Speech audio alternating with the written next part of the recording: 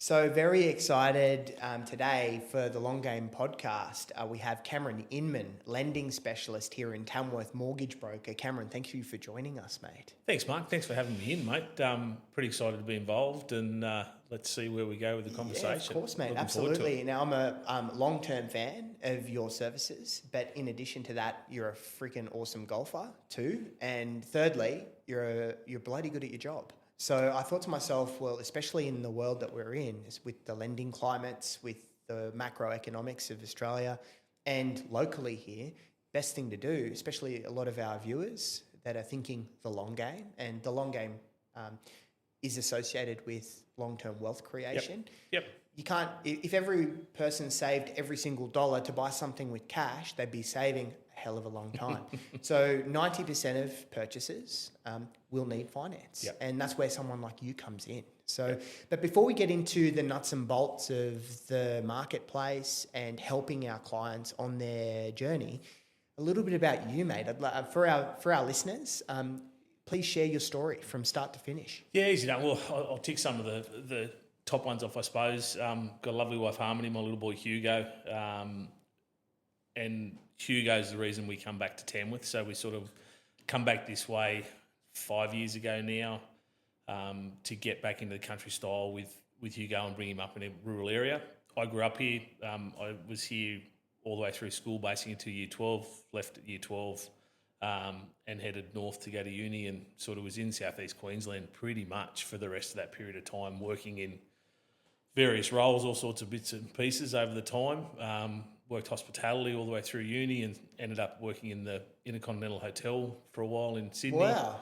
That would have been an experience. Yeah, it was good. Yeah. Work within the group. So they have a graduate program. So I did the graduate program with them after university and went through that. And then sort of, Southeast Queensland called back out to me, being a young guy, wanted to head back that way and enjoy the lifestyle that comes up there. So we headed back up there, and that's where I got into finance. So then been sort of in finance from that point on for too long now, 20 plus years probably in 20 total. plus years in finance. Yeah, in various roles and bits and pieces. So worked for the major banks at different times, but a lot of that's been involved in the asset or equipment finance side of things. Okay. So working within car yards, working within equipment finance brokerages, etc. Okay. Over that period of time. And then the opportune time arrived with the arrival of Hugo. I went, well, I can't work in car industry anymore where I'm working 70, 80 hours a week. I want to try to get a little bit more balance into my life. And I went, let's go and give the mortgage broking thing a try. Silly me, I'm probably working just as many hours as I was then, but I do get a little bit more freedom. But and really enjoy it. I thoroughly enjoy what I'm doing now.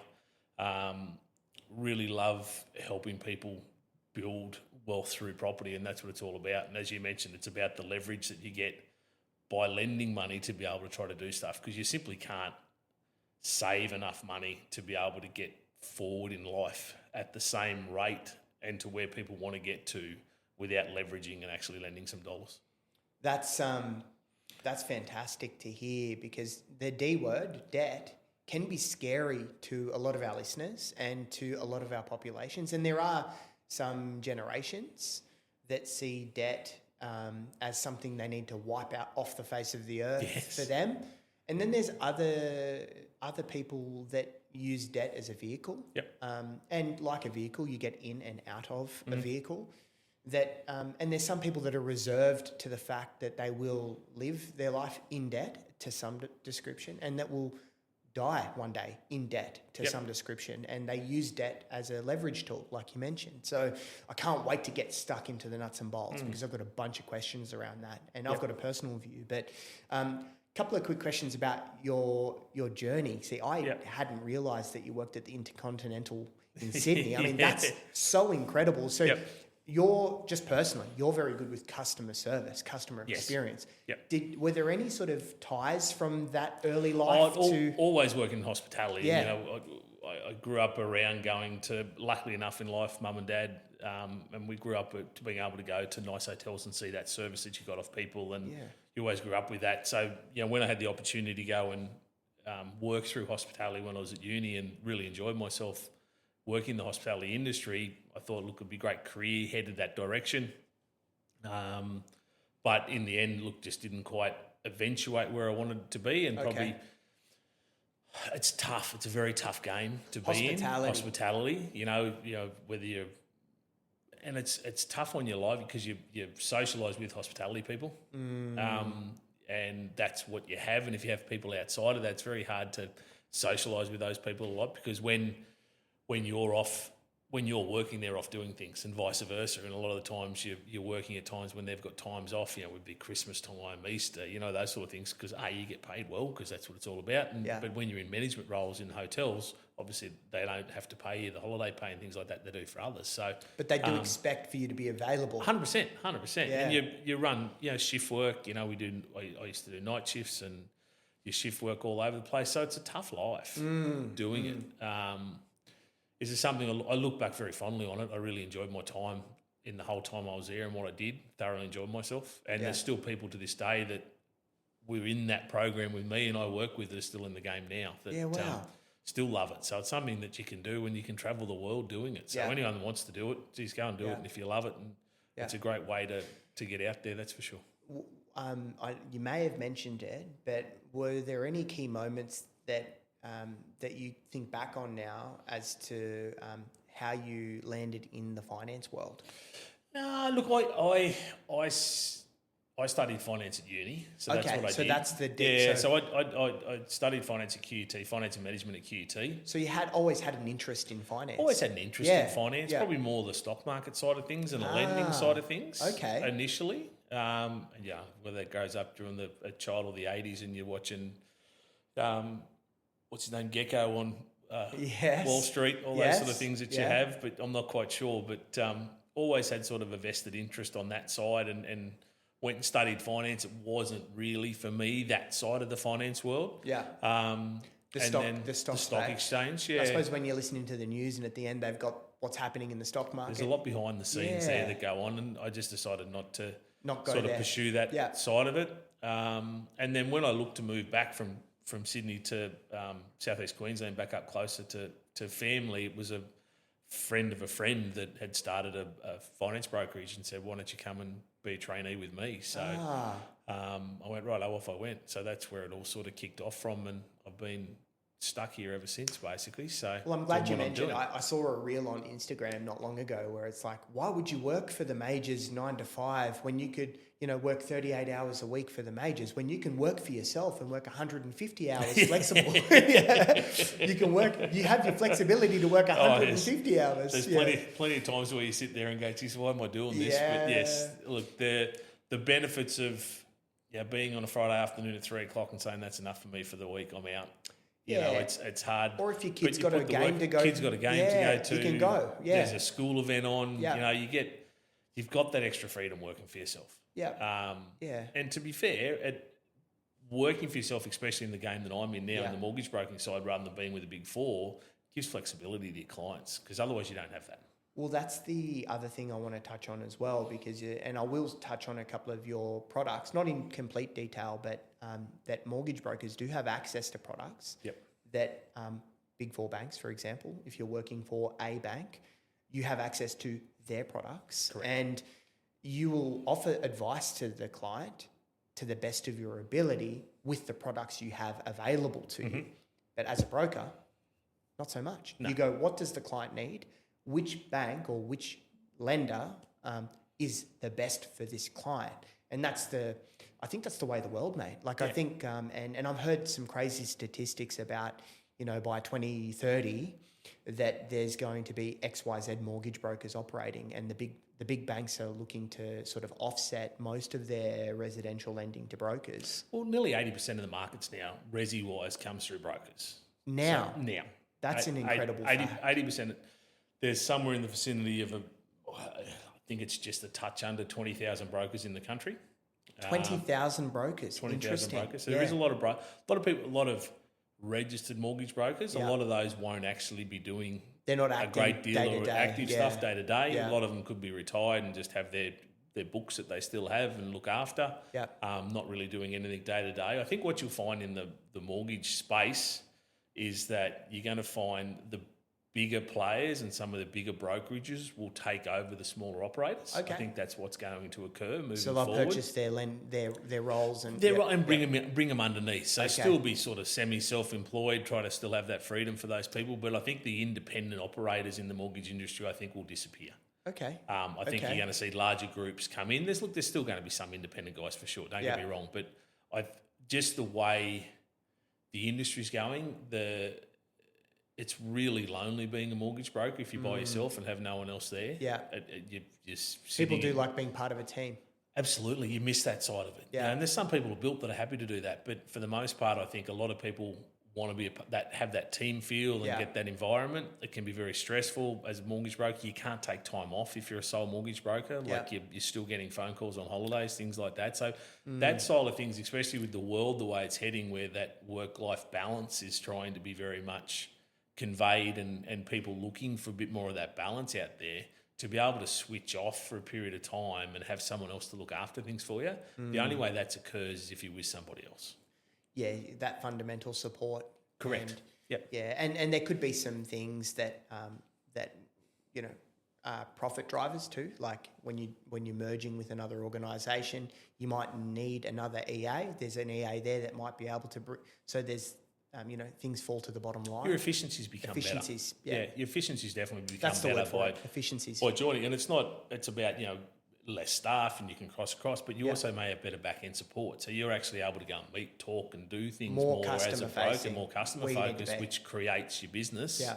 And you're not caught up in the rigmarole of putting a deal together and processing it in the background. Finance, there's rigmarole. There's a lot of it. And there's going to be more and more and more. Yep. And I'm thinking, and I'm going off topic for a minute, but 10, 15 years ago, finance didn't seem as challenging as where it is today. Yeah. And was there a point in time there where things did tighten up? Yeah, we had the Royal Commission. I wasn't involved in the industry then. It would have been, I'm going to run here, maybe early 2000s. There was a Banking Royal Commission that come in. Part of that Royal Commission was a focus on mortgage brokers and what the broking industry looked like. And there was definitely some regulations brought in. Some of the big stuff there is things like, and you mentioned before, we have to work in the best interest for the client. Yes. That's just not a personal choice of a broker. That's actually law. It's written in there. So we have what we call bid duty, where you have to, basically best interest duty, you have to work in the best interest of the individual or the company, whoever you're dealing with, to find them the best outcome for them. Yeah. And there's nothing to do with how we get paid. It's all to do with what's best for that client in that space. Well, that's a good thing. Absolutely, it should be. Yeah. Absolutely, that's the way it should be. So you're working best to find what's for them. Mm-hmm. And within that Royal Commission, there was a lot of other stuff found, and some of the ways that you used to be able to get finance were closed down. There was some, there was obviously a lot easier ways to get finance at the time. Yeah. So finance has become a bit tougher. There's some fantastic lenders out there that do some, what they call alt doc or low doc stuff. Yeah. It's really around more different ways of looking at things, because predominantly what you do as a mortgage broker, you look in the rear vision mirror at your financials for a self-employed person specifically, right? So you're always looking backwards. Yeah. So I'm saying, Mark, you're coming to me as a business owner. Can you get me your 2025 tax returns? Yeah. 2025, what's that, 8-9 months ago now? Yeah. Like, there's a lot of changes in 8 or 9 months in the world. So what's it look like now? So what a lot of lenders have done now is that they've opened avenues up where we can show, okay, well, here's some BAS statements. Here's what's happening this is currently. Where it is today. Yeah. Yeah, spot on. So you get some more accurate information about what's going on. If someone's 2025 wasn't great. Correct. Could be their 2026 is a rocket ship. Yep. But the lender's looking at just what happened a year ago. Yep. And spot on. Yeah, that's fair enough. Well, it makes sense. It makes sense. A lot more relevant stuff for people to have a look at through it all. Yeah, that's right. No, well, that's fantastic. I'm going to get stuck into the stuff I love, and I know that you love as well. So the local market here in Tamworth, and a lot of our listeners will be local. Yep. From a finance perspective, what's your outlook or view on what the market is today? And if you had a prediction, and I won't hold you to it, but where you think the market might go in the next 6 to 12 months? Yep. Look, I think market's unbelievably tight and constricted at the moment with stock that's out there. So, basic economics said if there's low stock, prices go up. That's economics 101. Yeah. So what we'll see at the present time, what we have seen over the last 6 to 12 months, is that prices in town have continued to increase at a rapid rate. Yeah. I don't know the exact percentages, but I'd be very surprised if we're not outstripping larger metropolitan areas in regards to what our growth's been. I don't know exact figures. Yeah. We have the numbers, yeah, and you're not wrong. Yeah. So that then conveys back across to looking forward, our shortage of stock here, unless people want to come and sell, but that's not the case. We've got plenty of people wanting to move into town because Tamworth's got such great infrastructure around everything that you could want. It's got great schools, it's got fantastic healthcare, it's got everything you could possibly want here for a rural town. So we've got plenty of people that want to move out this way.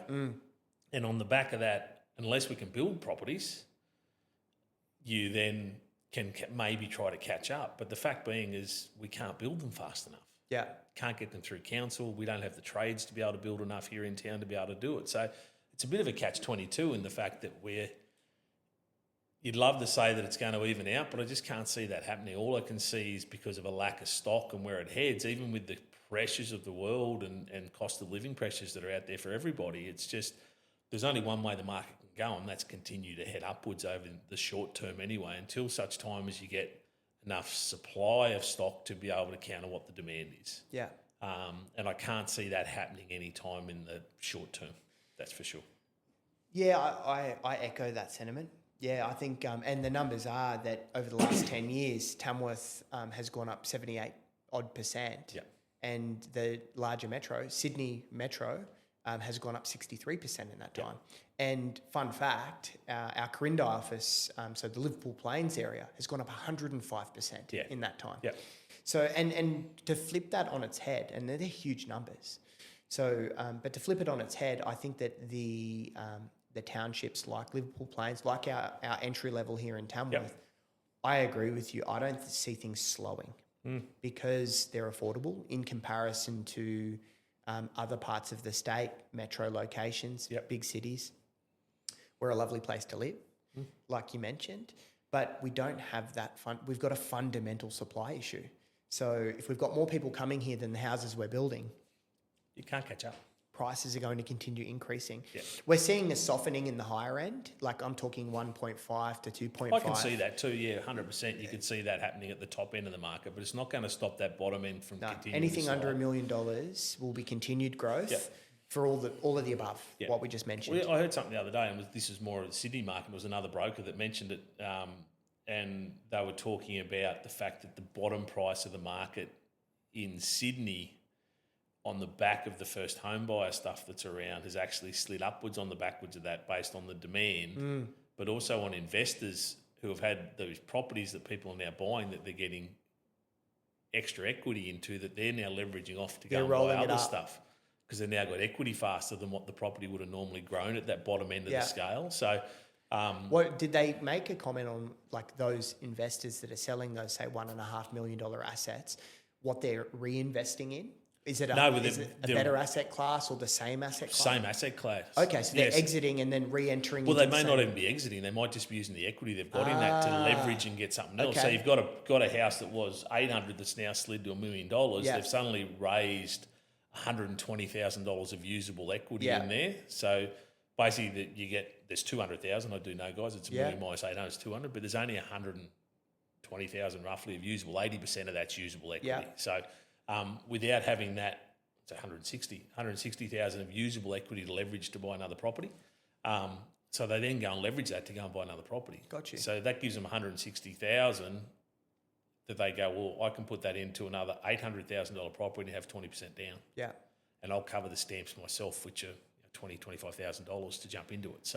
So the government's brought out some pretty lucrative first home buyer grants. Yep. That therefore has stimulated the economy, which therefore has increased the values. Yep. And investors are indirectly seeking the benefit from that through increased equity piece. Correct. Yep. That's incredible. Which then begins to price it out of the reach of first home buyers. So it's a Band-Aid. Yeah, it is. It's a Band-Aid as opposed to a long-term solution. 100%. Just increasing the first home buyer grant or increasing the first home buyer base or the value is really just a short-term solution. Yeah.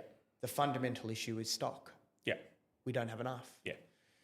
I don't think either side of the aisle has really put anything in place to assist that. I think they've talked about it, but No, they can't do it unless you get more tradespeople. Yeah. That's your catch, and there's more people going into university than there is going into the trades. Now, why that is, I don't know, but that's obviously a push from school and a push in our own culture that, hey, you go to uni, get a degree, that's what you go and do. That's what it's always been growing up. That's what you've heard. But just I tell you what, if you we've both got young families, you sit there and talk to families now, and I'm sort of like, well, truthfully, mate, go and be a sparky or a lot of hard work. If you're handy, you can do it, because there's just none around. It's becoming a skill that's becoming so sought after, and that then, because there's no skill set, the prices go up for what you need. So your trades become more expensive. So then your houses to build become more expensive. She's a catch-22. Yeah, that good people in every industry, hard to come by, right? Absolutely. But I think that just from a couple of conversations I've had with some local builders, getting good apprentices is very difficult because I think, like you mentioned, there's a shift away from the trades, especially that there's more, like today, there's more options than there ever has been from a career perspective. With tech, the tech curve has just gone completely, 15, 20 years ago, how often did we have social media experts? No. They can run it. You can run a business off that now. And that's a example. Yeah. But kids have plenty of different options at their disposal. Yeah, that's really interesting. I want to talk a bit more about the first home buyers. Yeah. And probably broadly, not just first home buyers, but your clients that walk in the door in your office. If you had to put a bit of a ratio in place, how many of those clients would be first home buyers? How many would be first time investors, or mum and dad upsizing, downsizing? Yeah, look, I'm lucky enough to have some good referral partners that send me some strong business sort of clients that end up then flowing through to being investor type clients. Okay. So we do a bit of investor stuff. I think so you're doing a bit more investor stuff. I think investor stuff's probably my largest portion if I sat there and break it out. Yeah. You then run after that would be first home buyers. Okay. Would be number 2 for sure. And these are investors that are not their first rodeo investors? No, some are. Some 100%. Some are just starting house. out. Yep. They've seen the rise of 70-odd% they got in the last 10 appraisal years. that told them it's worth X, and they've gone. Suddenly they went, hang on, maybe I can do something more with this than what we've done. Yeah. We're getting plenty of those sort of people coming in and going, okay, well, I've done this. I know I want to be involved. How do I do it? How do I get on the track here to own an investment property? What do I do? What's the process? How do I use what I've got? I know I've got equity in my house, but I don't really understand what that equity in my house is. So, we're there to help them then leverage off and give them knowledge. It's all about knowledge here, and it's making sure that we educate people. And as much as what I do is a lending side of things, I think there's very much an educational side of things with what we do, trying to teach people how to do different processes within that to help grow their property portfolio past the 2, etc. moving forward. And then, if we've got a first home buyer coming in, how we look at doing budgets for them. We help them sit down, work out what their budgeting is, go through some of their expenses to try to save them some money. So there's a lot of different things that we can try to do to help them on their journey. Yeah, and you just recently hosted a very cool event in your office for first home buyers, and you ran through a lot of those fundamentals, and I could see the room light up, and everyone was completely engaged. So I think you're 100% right, mate. Like the product you offer is part of the conversation. It's a very small part, if I'm honest. It's probably there's more about the other stuff than there is. And I don't think that gets highlighted enough. And great mortgage brokers out there, that's what they should be doing. It's not transactional. It's about that education and helping people on a long-term focus. There's a theme that's there. What you're after. Yeah. And we're talking about the long game. Yep. So, you're here offering your perspective on the long game, and that's really fundamental. Building relationships, helping people on their journey, and they develop. Like they might be a first home buyer today. In 10 years from now, they're still seeking your advice. It's just different. Yep. Now it's, how do I purchase this commercial asset, or how do what should I do with my superannuation? Yep. that's one other thing. So mainly investors and some first home buyers is your bread and butter. Yep. Now, one benefit to operating with someone like yourself, being completely flexible, is to match the product with the person's circumstance. Yep. And you have access to a vast range of products. Can you walk me through some sort of why that's important to someone listening about the long game? Yeah, absolutely. And it's about, I think the long game's two sides here. It's getting into the market, game one, right? And there is no right time to get in the market. The time to get into the market is the time that you're able to afford to get in the market, whatever that looks like. Yeah. As soon as you can get in, no matter how it looks, you just get into the marketplace. And, for first home buyers, a lot of the time, it's like, I want to go and buy that $800,000-900,000. They can't afford that $800,000 or $900,000 house straight off the bat. Yeah. So... And by the time they save to get into that... You can't save that. You can't get there. It just doesn't happen. It becomes $1 million. Yeah. Yeah, so... You can't catch getting in at whatever level you can. You turn around and go, well, I've saved 30 grand. Okay, well, 30 grand now gets you into a $600,000 house. Yeah. Now, there's not a lot of $600,000 houses in Tamworth anymore if you go shopping around. Yeah. They're becoming few or far between. But that's where the likes of, say, Crindai, Manila, Katingal, we're starting to look further afield in our local area. And, if you get further afield from here, that's the same thing is occurring. You're getting out a bit further to find those properties for first home buyers to get into. Yeah. Which is the way to do it. You're just getting in the market. Get in. Get your foot in there, because then you can look at strategies to help pay your debt off faster once you're in there. Yeah. Paying down the debt as quick as you can, but you get the benefit of the uplift in property if the property market keeps kicking up. So, last 25 years, property's gone up on average of 7% per year. If we use the last 10 years, as you said, we're 70-odd% in the last 10 years. So we're running at about 7% a year. It's pretty much spot on. The argument around, oh no, I don't want to buy in those locations because I won't get the growth that I get in Tamworth. That's out of the data suggests. Crindai, as an example, grew 105% in the last 10 years. Tamworth grew up 78%. Yeah. So when people go, oh no, I don't want to buy in those areas, I won't get the growth to then therefore get into the place I want. No, but it's going to grow just as much or more on that occasion. Let's say Tamworth gets 8 and Crindai gets 5. You're going to see an uplift of some description, right? You're seeing 5. You're seeing 5, and if you've got into a $600,000 house, you're getting a 5% increase. You've just made 30 grand for doing nothing. Yep. Yeah, and you've got a place to live, and you can work away at it, improve the asset. 100%. There's lots of ways you can get there to build that equity, then revolve that into then going into buying that investment property or upsizing into your next house. Yep. As you move forward, and different ideas around that. I'm a big conveyor, and I was talking to someone yesterday actually around it. She said, I'm in the house, we've built some equity up, and we really want to get into another property, but I think we'll hang on to this one and make it an investment property. Mm-hmm. And I went, give me 10 minutes of your time and I'll tell you why we don't want to do that. Okay. And she's like, oh, really? Why wouldn't I do that? That's all what I've always been told. You hang on to it, you move to the next one, off you go. And I said, well, it's great, except you're going to end up buying your next house that you buy is going to be more expensive than the one you're in because you want to go into a better area. That's what happens. Yeah. So you're going to increase the amount of money you're lending. Mm-hmm. More than likely, you're going to lend 100% of that new house plus the costs to close it. Yeah. Because you've got enough equity in your current place. Yeah.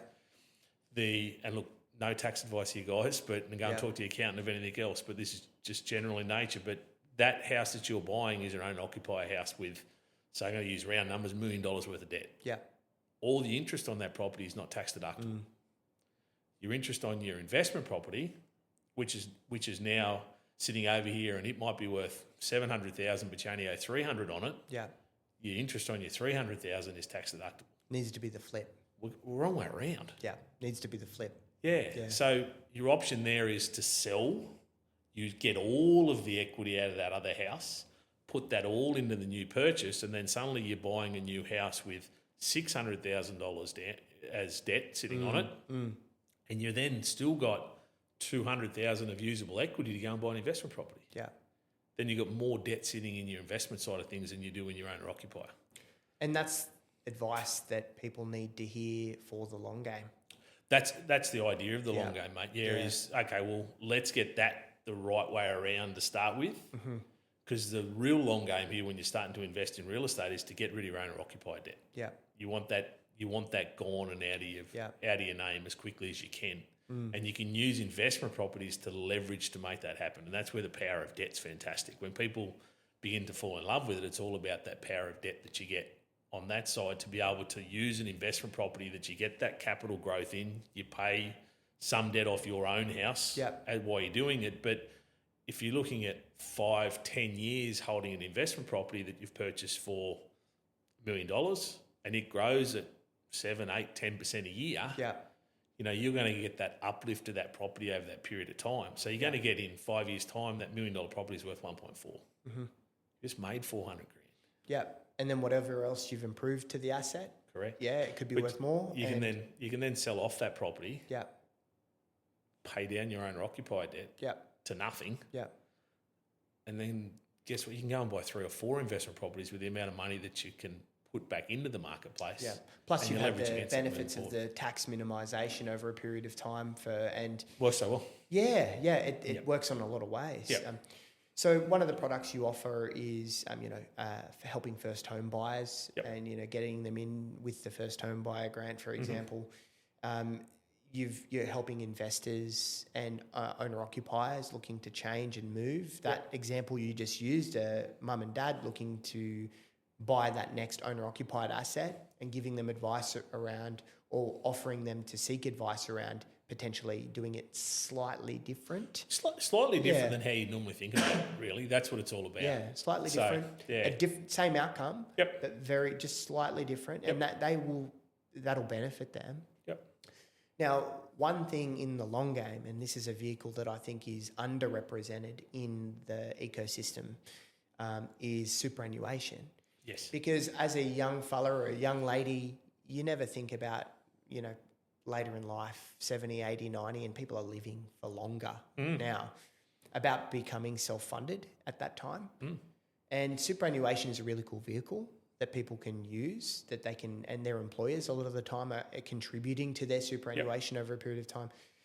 From a finance perspective, what are you seeing with your clients and people doing with their superannuation funds? Yeah, I've got a couple of thoughts on super. So I think super is a great investment vehicle on the property side of the world for sure. Okay.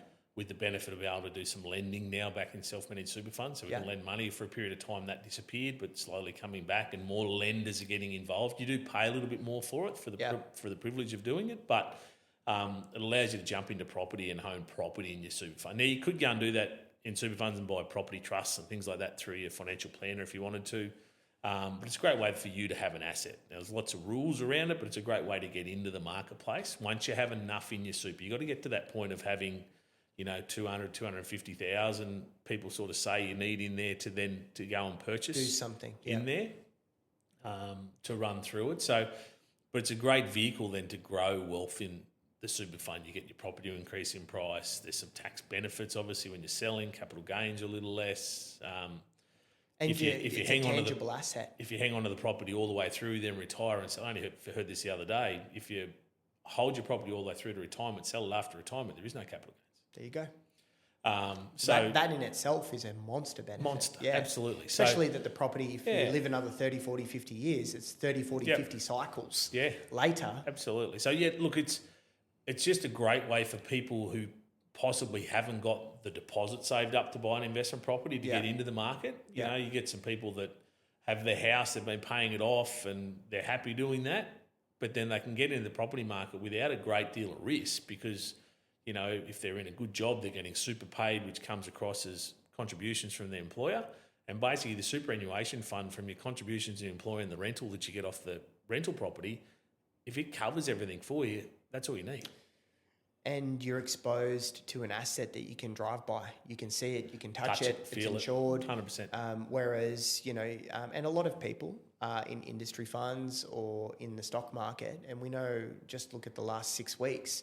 It hasn't been great, that's for sure. Don't look at your super funds in the last 6 weeks if it's all tied up there. You buy a house in your super fund, you buy a shop in your super fund. Yeah. If it's residential, we're in an undersupplied residential market. It's likely to continue to go up. And what's your vacancy going to look like? Well, right now, Tamworth and greater regions, less than 2% vacancy. So you want safe for super fund? Doesn't get any safer than that. No. Great rental running through and ticking on. I got a thought on super, which I'm not sure why. I suppose the coalition almost come up with it in the last election around having super help you buy property as a first home buyer. Yeah. You've got a government scheme sitting there at the moment. There's a federal government scheme where they'll come and own 60% of your property. You have 40%. You don't have to pay lender's mortgage insurance. So if you do that, you can basically get into a property, you pay it off, you get to the end period of time that you go to sell, 60% of the profits of it go to the government and you keep the other half on the way through. Now, that's great, but you sort of don't own it. It's not yours. Yeah. If you get to a point in time that, let's say, and a lot of people are getting to their age of 30 and they've got 100 grand, 120 grand sitting in their super, they've started to accrue it from the time they're 15, 16-year-old working, they've started to put some money away. So they've started to accrue some money. I don't understand, technically it's there for your retirement. We get that, right? But property is a very stable asset here in Australia and always has been. Look, there's always the chance of it going down, but geez, there is in shares as well. Yeah. I don't understand why you can't access that super as the deposit and a contribution towards your deposit for a purchase of a property. Yeah. So let's say $1 million property and you've got 100 grand in super and you've got, $50,000 yourself to put towards it. You could put $150,000 on that property to purchase it. Now your super fund owns 10% of that property. Yeah. Okay. So when you sell that property, you're going to pay 10% of the sale price of that property back to your super. Yeah. So you're not getting, people go, you can't use your super for deposit because then you don't get the growth in your super and it's not compounding. Okay. You get the benefit of that because you have to put the profits that you've made on the sale of that property back into your super fund. Yeah. So if that $1 million property sells for 1.5, you're going to put $150,000 back into your super. Yeah. To be able to run from that point on in time. Well, I mean, that makes sense. It's common sense here. I don't understand why it's something that hasn't been brought up or looked at, and obviously it probably goes against the super laws. But the fact is it ends up being super is your money. Yeah, it's there for you to use in retirement, and the government did it because they didn't want to foot the bill anymore for retirement. When Paul Keating brought it in, that's what it was all about. So it basically come about and said, okay, well, let's make this contribution so that the private sector has to help pay, and we'll control this a little bit more and create a whole other industry of superannuation. With superannuation, something that I know that I want the listeners to hear is you've, as a mortgage broker, have access to lenders that can lend. Yes. Big Four can't. No. That's something that I think we should talk about. Yeah. Yeah, and that's where I said before, there's some select lenders. I'm going to say select lenders because there's not many lenders out there that do it. As I said, there's more coming into the space. Yeah. Probably one of the major ones that AMP's just come into the space in self-managed super fund lending. AMP, literally maybe 2 or 3 weeks ago, launched their self-managed super fund product. That's a big swing. So they've come into the market to have a play. Yeah. So they're probably one of the biggest names out there. AMP's a huge name. As a name coming into the marketplace. Because if you start running through some of the other names that are lending money, they're massive companies. The likes of Latrobe, First Mac. There's a number of others there, but there's a number of companies there, but they're not household names. Whereas I think the likes of, say, an AMP becomes more of a household name for someone when you're talking to them. In regards to lending. So it probably shows how much the lending space in the self-managed super fund has moved and how prevalent it's becoming with people buying properties in the self-managed for sure. Yeah.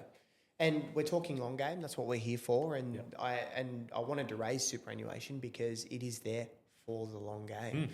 And I wanted for our listeners to understand as well that if you choose to mobilise the funds in your superannuation, that there's a process. But I think that certainly first part of that process is speaking to your accountant or financial advisor, like you suggested. But the second is to speak to someone just like yourself, a trusted local mortgage broker that actually understands how the lending operates. And a lot of people go, I'll just go and see the bank, the local bank that ANZ or NAB or whoever they've banked with for forever. They're going to get let down.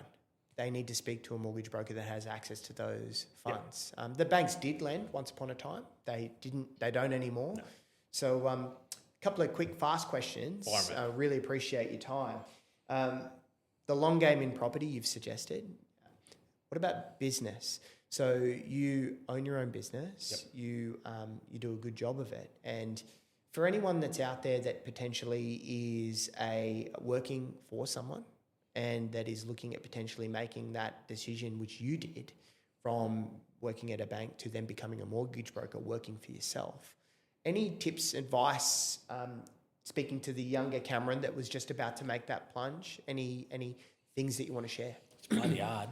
Hard, yeah. It's bloody hard. So if you think it's, you hear, but I'm going to go and become it doesn't matter what it is, what you go and dive into when you become self-employed, you become responsible for so much more things and things that you don't even realise that you'll be responsible for sometimes when you do it. So, when you have a mortgage broking side of things, I see these mortgage brokers and the perceptions out there a little bit, they're playing golf or they're coffeeing or they're running around, and there's a duck on water sort of job, legs pedalling 1,000 miles an hour in the background trying to keep up. That's the 10% cream off the top. Correct. And then there's the 90% that happens. And it's tough. Yeah. It is hard. It's hard to get going.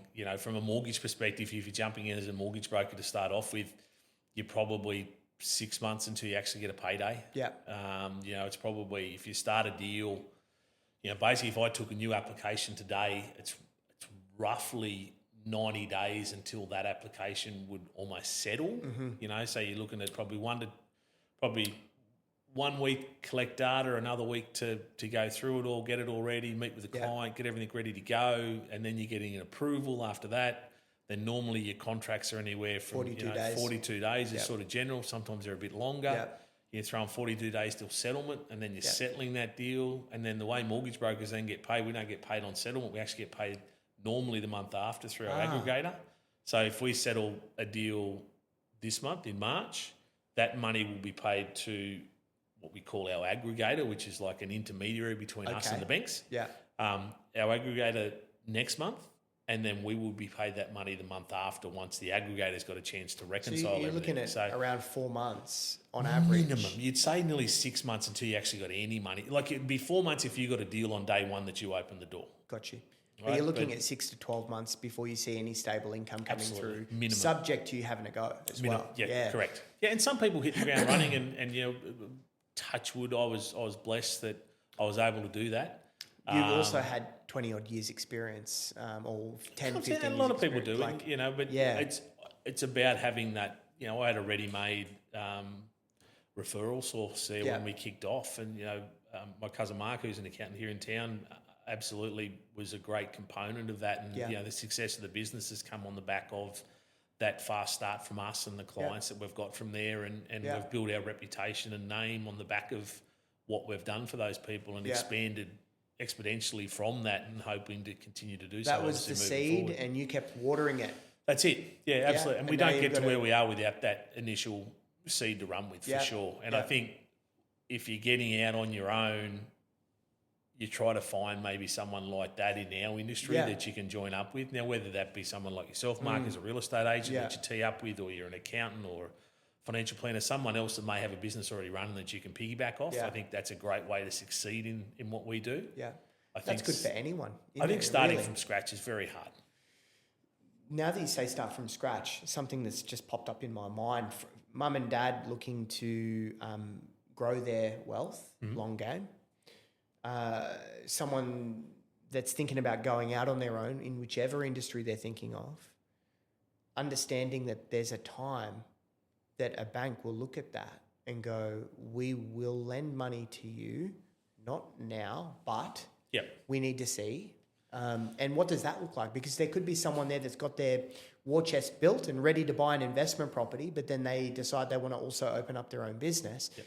Banks look at sole traders and people that are operating without financials unfavourably. Would I be right in saying that? That's where the likes of those low doc, alt doc lenders can sometimes come into play. But predominantly you want to be running for, look, at the moment, luckily enough, 12 months, a lot of them have jumped on board of. So if you can show a profit for 12 months, we can good run stable off that. income. So you can do that. If you're coming from what you're doing and then becoming self-employed in that area, sometimes we can use a continuation of that, especially if you've picked up the same sort of stuff that you're doing moving forward. So here's some historical data. They don't work for themselves here, but they are doing the same thing. Exactly the same. Yeah. They've gone from A to B doing the same thing. They've picked up a lot of the same clients. So you go in and bat for the client. Absolutely. Yeah. So that's a big thing. Like we can't all be specialists in every facet of our lives. You've just got to have a good team. Yeah. And a part of that good team is having a good accountant and having a good financial advisor and having a good broker, and they will go in and bat for you. I think on that broking side too, it's about having it's not one broker, I don't think, either here. And that's where these larger firms, I think, start to win out. Okay. As an individual, I can't be an expert in everything. Mm-hmm. Don't claim to be, never will be. It's just not going to happen. So, I've fallen in love with the investment residential side of things, first home buyer stuff. That seems to be more my jam, so to speak. You enjoy it. And I really enjoy it. Yeah. So I see an avenue for my business moving forward is that I'll need someone that specialises commercially. Yeah, cool. Someone that then specialises in the agri space. Yeah. At the moment, I dabble in that when I have to for clients. Yeah.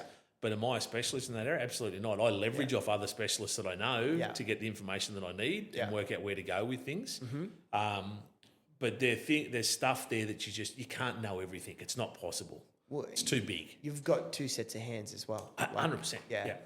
There's just that you don't have the bandwidth to be able to cover all of that as an individual person. So that's where having a spread across a larger firm, or you growing that larger firm out for yourself, that you can have those specialists in that. And the banks haven't got that wrong. You go to a bank, you've got personal bankers, you've got your mortgage brokers, but you've got your commercial lenders, and then you've got your agri lenders. Yeah. They've done it for a reason, is that those three things, or those four, are completely different. They all speak different languages. It's absolutely, yeah. Chalk and cheese. From residential to commercial, you'll have some residential brokers out there that you could be saying Chinese to them when you pop some commercial stuff to them. Yeah. And, construction finance is a different beast again. So, I think you got to find and leverage against mortgage broking firms now, whether that be franchises, that can then leverage out and that they've then got the ability to go and get other avenues to help you. Yeah. You're not coming in the door just to have one. You're coming in the door to have multiple avenues that you can actually get access to. Yeah. Because if I don't know it, I'm going to go and find someone that does. Yeah. And, I've definitely passed clients on to other people and said, hey, look, I can't do this for you, but this person can do it for you. Because that's the same, that best interest stuff again. Yeah, that's really interesting, because in the world that we live in, there's a lot of noise, and there's a lot on social media. There's a lot on the telly with relation to finance and lending. Absolutely. I like that you have a more Colseam approach, where you'll sit down with the client, discuss their circumstance, and be able to ascertain who you need to pull in to assist with that job. That becomes their team. Yeah. And the other thing I really love about your industry, mortgage broking, is that it's more personable. Like it is, you're speaking to that person, and that person has access to these products, and I'm going to, and it's in your charter, to find the best for you, Mr. and Mrs. Client. Yep. And small town, I'm Tamworth born and bred, and like yourself, it's good to have a face, a name, a front door you can walk into, and you've got your shop here, and people can walk straight in and go, hey, I want to speak to Cam, flick your message, arrange the time, and you're happy to spend that time with them. Absolutely, yeah. Yeah, so that's really special, mate. Yeah, and plenty of people come in and we do that, and they're not in the position to do anything, but then it's about nurturing those people to help them get in that position to do things. It's the long game. It's that long game. And then you have a client for life. Absolutely, yeah. And that's what I want. That is perfect. I've got one last question for you. Go. So Cameron Inman, the man, not the mortgage broker, not the incredible golfer. Oh, don't let me be incredible. Though I do have to, and when my wife listens to this, she'll have a laugh, because I play golf first thing Wednesday mornings. Yep. It's become a bit of a tradition for us. We get out every Wednesday morning, and I try to play on the weekend now. I've done it for probably 8 months, back playing sort of full time all the time. Cool. And slowly seen my handicap slowly but surely come down, and I finally hit under 80 yesterday. I hit 79 off the stick yesterday, so I was very, very happy. That's a good thing, right? Handicap coming down is a good thing. And I got up this morning and Harmony goes, have you told everyone yet, or you're still sort of waiting on a couple? And I went, I'll still find a few people I can tell, don't worry about that. We'll be telling thousands of people right here. Well, if you ever want the handicap for your group to go up, I'm the perfect guy to make that happen. So well, I'll rope you in for a foursome, mate. We're good to go. I will. We'll be there all day. They'll have to send the landscapers in after me. That's for sure. A question about legacy. So the long game is all about top to toe. And, you know, when you're an old fella having a beer with me at the pub in 30, 40, 50 years from now, what would you like to, or what do you envisage hoping that the world will look back on your time in business and in life? Look, from an outsider perspective, the only people that are important to me are my family. So it's about, hopefully I have the reputation when everything's said and done that I was a fair and reasonable person. I try to look after people as best as possible, wherever I could. And I hope that's the reputation that then gets out there, that that's the type of person that I am, is, you know, if it's white, it's white. If it's black, it's black. A spade's a spade type scenario. And you're not going to get any two-sidedness or anything like that. I'm a very straight shooter, and that's what I hope people would say in, you know, if you're sitting there and it's almost your eulogy almost, if you go down that line. So I'd hope that's what someone would say, that that's who I was. And, you know, that family was the most important thing for me throughout that period of time, because that's everything I do is for my family and everyone associated there. So that's a very fitting way to finalise today's podcast. I want to get you back sometime because I've got a billion more questions to ask you. But we can definitely go down some rabbit holes with the finance, mate. That's for sure. Thank you for coming on.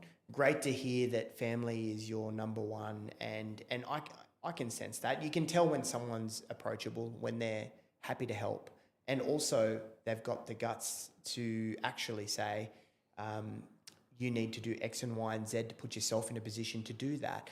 See, some people in agency, whether that be real estate or mortgage broking, insurance broking, they tell clients what they want to hear. Yeah, absolutely. You're not in the business of that because you've got the values that you stand by, because you've got your family in the back of your mind going, you know, these guys look up to me and I want to continue that. And that's really special. So when it comes to anything that we do in life, and big part of the reason why I've got you here today is because I think that our listeners, local and out of town and interstate and international, it's good to hear that good business people have those values. And if people listening have those values also, make sure they link up when it comes time to getting a loan, when they want to investigate the long game for them from a property perspective, to deal with people that are just like them. So, mate, thank you for coming on. Thanks, mate. It was an absolute pleasure. Can't wait for the next one.